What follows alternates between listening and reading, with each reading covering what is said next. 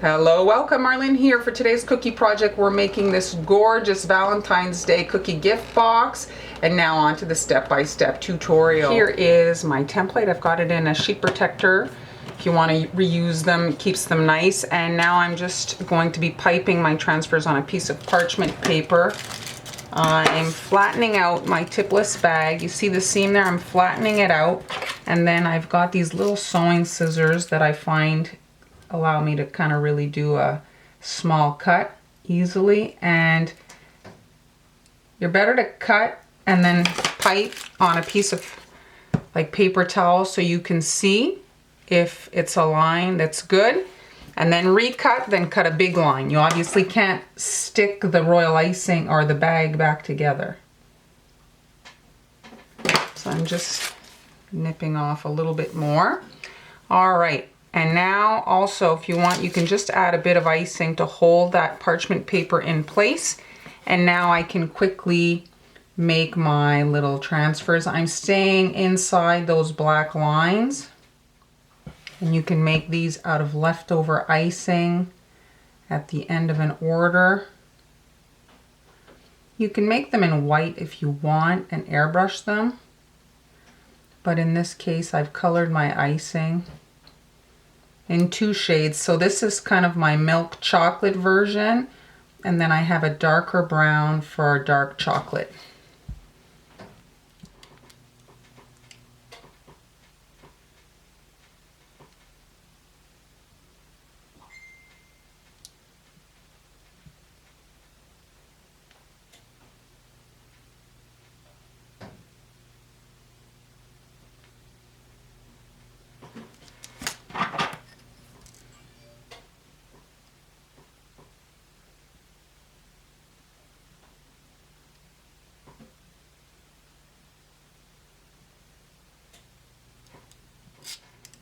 So I've made my squares, and now I'm moving on to the rectangle shape.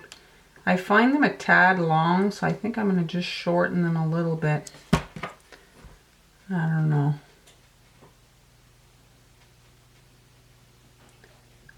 What the heck, I'll just fill in the area.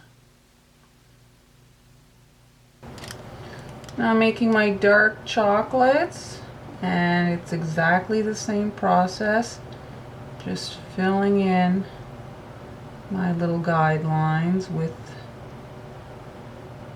the icing, and we're going to let these dry a little bit. I'm going to add a bit of detail, and then we'll let them dry overnight before removing them from the parchment paper. You can make them well in advance, like a month even, and just make sure that they're in a dust-proof container. Here are my chocolates. They've had time to dry, and now I'm just going to come in and finish them off with some different kind of icing. And now here on the dark chocolate, I'm just going across with some ivory icing here and letting it kind of go off the sides. I'm going to do some swirls on the dark chocolate.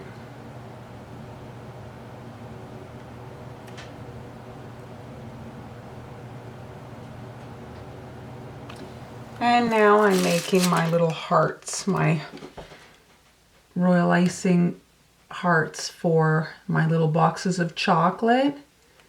And I'm just quickly running through. I'm going to fill up this whole piece of parchment paper with these guys. I just keep moving the parchment paper to get the kind of guide underneath,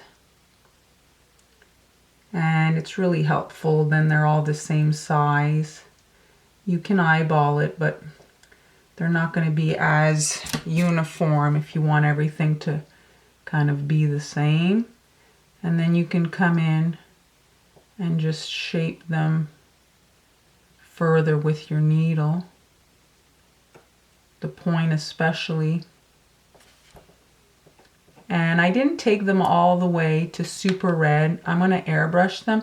I wanted them to be a little bit metallic, and so I'm going to do that with the airbrush. I'm starting off by adding kind of like a perimeter to my heart here, the outside of the box. I'm outlining the center and then the outer perimeter, and then we're going to fill that up and try to get it so that there's no seam between the outline and the flood icing.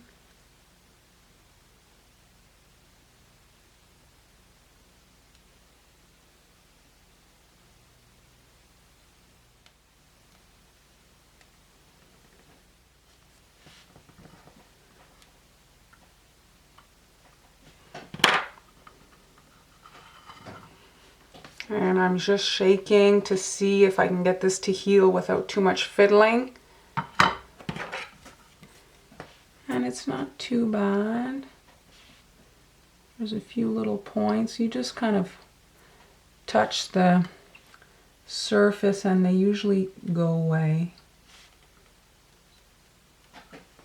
And that's it. I've got my, whoops, I've got a magnet. And that's it. We're gonna let this dry.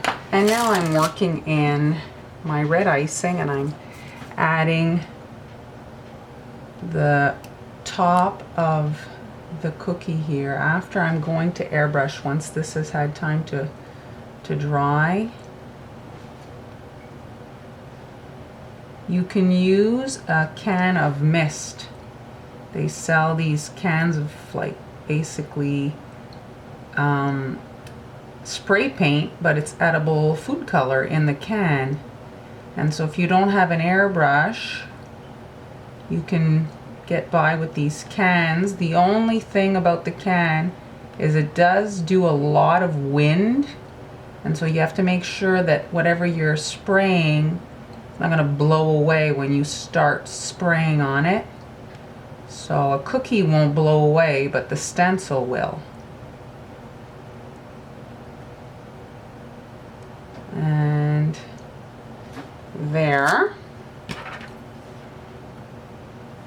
And I'm going to pick it up and shake it to get it to smooth. Over here I have a peak. Another good shake. That's it. And now I'm going to do the top part.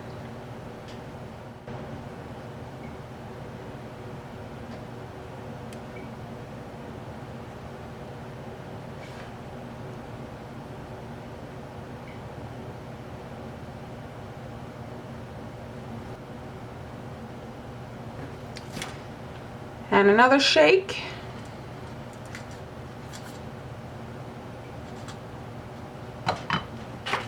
Once this has had time to dry, I'm going to come in and paint. Here's my cookie. The base has had time to dry. I'm going to line the stencil up so that it sits right dead center in the heart there.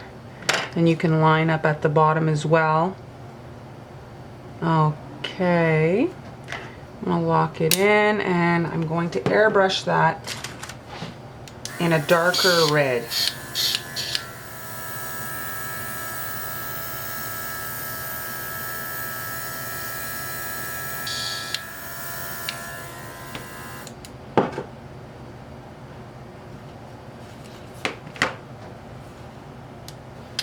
And now moving on to my ribbon.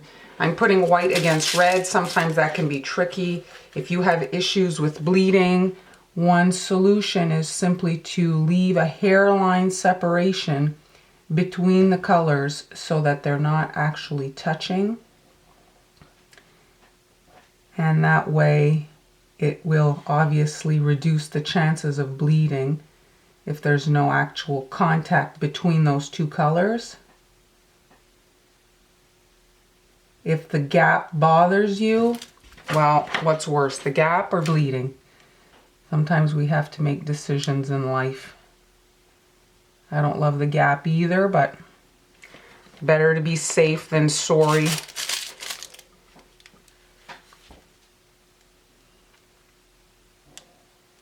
It doesn't, you can't always, not all designs kind of permit for this.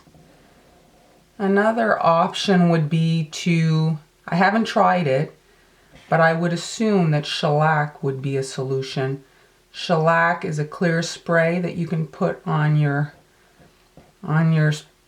baked stuff or whatever. They use it on apples even, and this will coat the darker color, kind of creating a barrier between the dark and the light, and then stop the bleeding. So you'd put your darker color on, shellac, and then put your lighter color. But you should Google shellac before you use it. It's used to coat M&Ms and jelly beans, but a little bit gross. Okay, so here's my completed almost top part of my candy box. The last step is the bow here that I want to add. Okay, now the bow that's going to go on top of all this, I'm stopping where the knot would be, and I'm just creating like a second layer of icing here for the loops on that bow. So I created a thin base layer, and now I'm doing the second layer to create a bit of definition on the bow. There. Let's heal everything.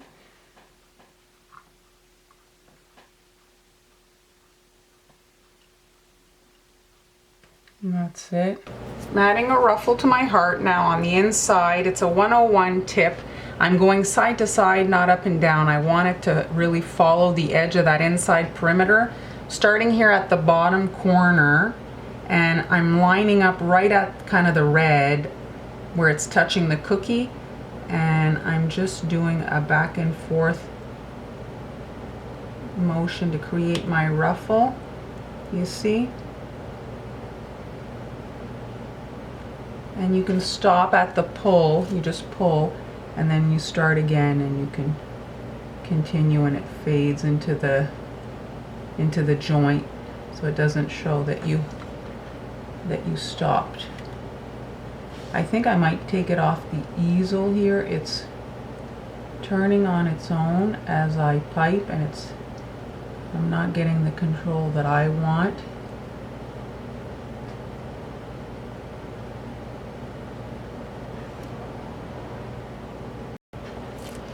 And there. Now, because of that red on the outside, it kind of holds the ruffle up.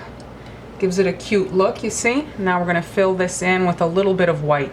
I want it to be lower than the red edge, and the chocolate's going to sit in there.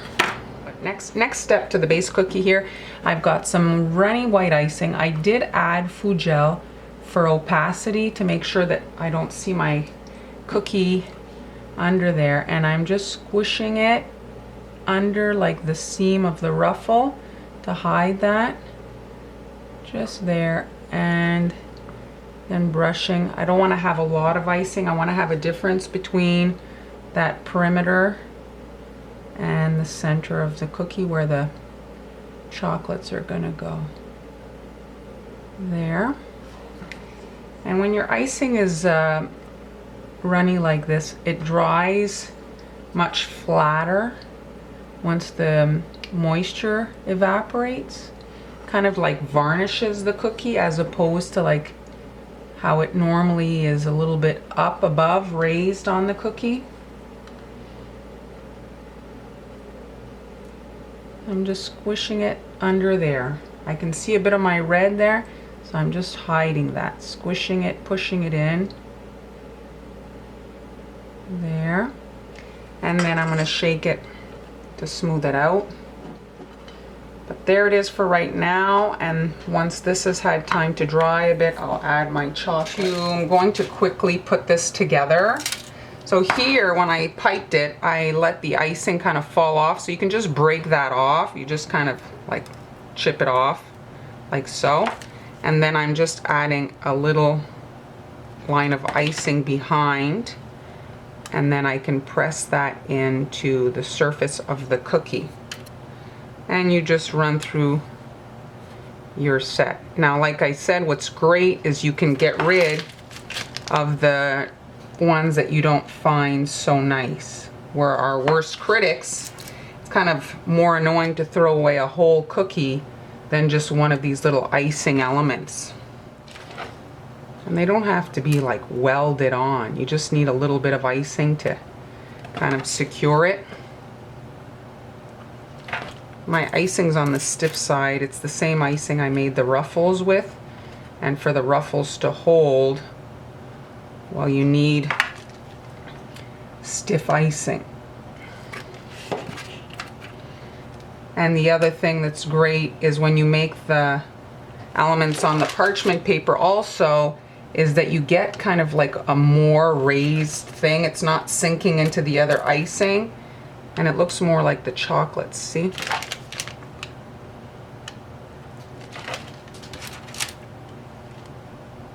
And this is why I had made this section a little bit more kind of concaved.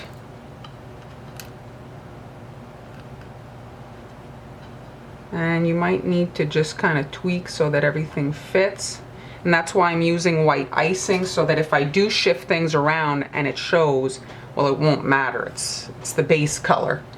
And there is the box of chocolates. I had made my royal icing transfers in 2 sizes since I wasn't sure how it was going to fit on my cookie, and my smaller version I used to accent my little bows. I just thought it would be cute and I'd get to use them. And it's just a dot of icing right there to secure the bow, but everything's not dry right now. I'm going to hold off on doing that. And then I've got my little set. So ideally you would package them staggered so that, you know, the whatever cookie you decide to put in the front, that the other one is exposed. Ideally, I think you would put the lid in the back, just because of the ruffle here. If something is leaning on that, it could crack. And this is the showpiece anyway, the chocolate one. If you're going to go through all the trouble of decorating cookies, make sure you package them to do them justice. When you package them, you're basically framing your cookies. The bag, the box, the ribbon, it matters. It makes the difference how much you can charge. Presentation is very important. I've got this pretty box here with a nice window that will showcase my cookies. Now we're just going to fold the box so that I can put them in there.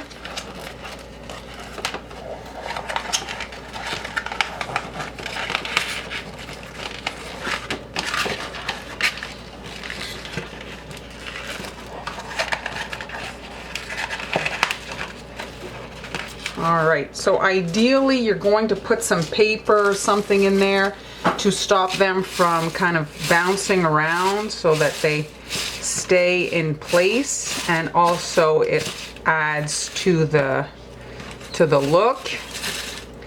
Now this is a 2-piece set. Here are the cookies. I have to tell you, I absolutely love the red on red damask there. I love it, and I also love my little chocolate in front of the heart. I wasn't sure about that. So here how I've got it set up, I've got the chocolate that is really the showpiece, that one, in front of this one. And you can kind of crowd them a little bit, but the box is going to go on top. So you might want to, you know, think about that if you have too much of this stuff. It's just so that they don't rock around, but you don't really need that much of it. And it can cause the box like to hit the top, especially here I have that chocolate sticking up a bit. So there, I'm going to fold the top now. It's the same as the base.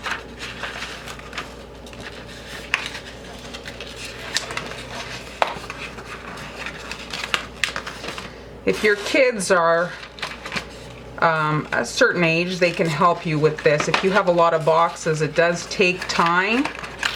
And if you're not decorating well, you're losing money. So if you can have unskilled labor assembling your boxes, that's what's best. Now, you see my little chocolate there? It's hitting the top of my box. I'm just going to move my paper as I need it for this one, since it's kind of raised. So I'm just shifting that around, and now it's fitting. It's still hitting though, I have to say, and I don't, oh, I have a little bit here. Let's see if I can move it. There. But you want to factor all these little kind of details in there. You don't want the thing squished too much in the box. So it is hitting here, but it's okay. And I prefer to have my ribbon like this. That way it's not hiding too much of my actual cookies, you see? And then you can kind of tie it like that. And you want to do your loops. I tie my bow usually upside down. It just rests better.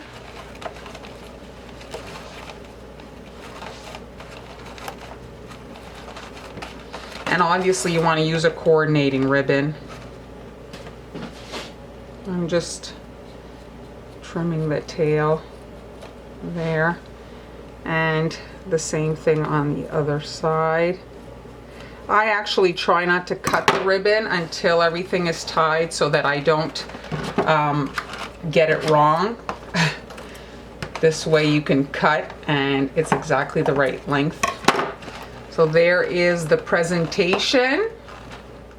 And here is the completed cookie. Thanks so much for watching. I hope you enjoyed the video. These elaborate projects, they're not that difficult. If you plan ahead and you get your steps done in advance, you can do it.